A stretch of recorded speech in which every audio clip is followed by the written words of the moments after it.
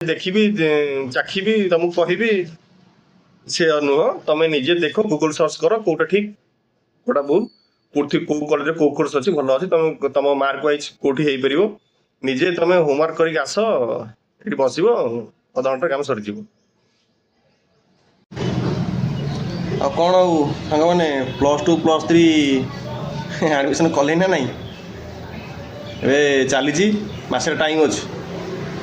Document ସହିତ ଆସିବେ, admission ଯାହା ବି କାମ ଅଛି କରିଦେବା।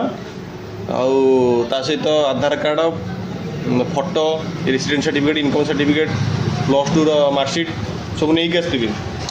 ସବୁଠୁ ହସ କଥା କ'ଣ ହଉଛି, ଲାଷ୍ଟକୁ ଦେଇଥିବ 5ଟା ଚଏସ୍ ଲୁକିଂ କଲେଜ ସିଲେକ୍ସନ ଦେଇଥିବ, ଠିକ ଅଛି, ଗଲା ସଇଲା ଆଉ।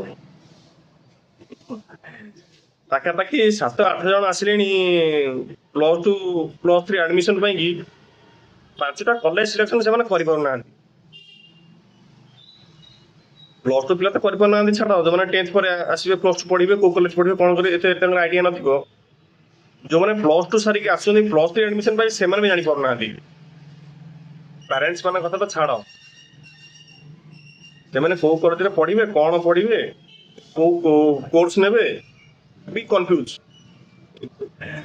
ତାକୁ ସେଥିପାଇଁ ମୁଁ ତାଙ୍କୁ କହେ, ପିଲାମାନଙ୍କୁ କହେ, ଆଉ ତମେ ଯାଅ ଘରେ ହୋମୱାର୍କ କରିକି ଆସିବ। ହୋମୱାର୍କ ବି କରିକି ଆସୁନାହାନ୍ତି ଠିକ ସେ। ଆଉ ଏମିତି ପାଖାପାଖି ଜଣଙ୍କର ମୁଁ ବୋଧେ ପକେଇଛି ପୁରା ଭରିଛି, ଆଉ ବାକି ଯେତେ ଜଣ ହେଇଛନ୍ତି ସମସ୍ତଙ୍କୁ ହୋମୱାର୍କ ଦିଆଯାଇଛି।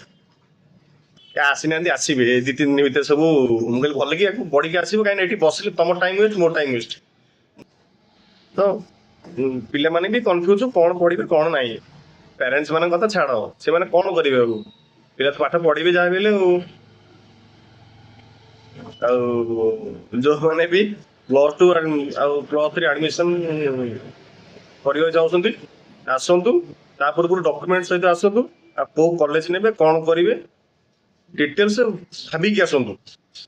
କାରଣ ଏଠି ଆସି ଆପଣ ଘଣ୍ଟାଟେ ବସିଲେ ମୁଁ ଆପଣଙ୍କୁ ଘଣ୍ଟାଏ ଟାଇମ ଦେଇପାରିବିନି, ମୋ ପାଖରେ ବହୁତ କାମ ଅଛି।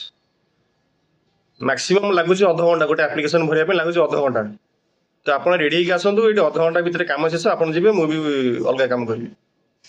ଏତିକି କହିବାର ଥିଲା। ବାକି ଆପଣ ଆସନ୍ତୁ, ଯାହା ସାହାଯ୍ୟ କରିବାର ଅଛି ମୁଁ ସାହାଯ୍ୟ କରିବି। ଆଉ ରହିଲି, ବାଏ ବାଏ।